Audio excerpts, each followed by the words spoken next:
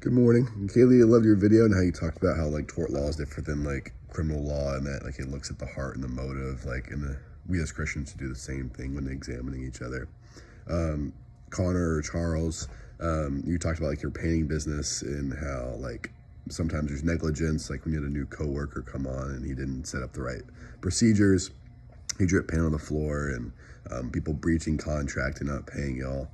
Braden, you talked a lot about like sponsorships within like in those contracts and how they sometimes they can be implied. And if you change the gear you wear, that could possibly break the contract and the company would revoke the sponsorship and you had no idea, right?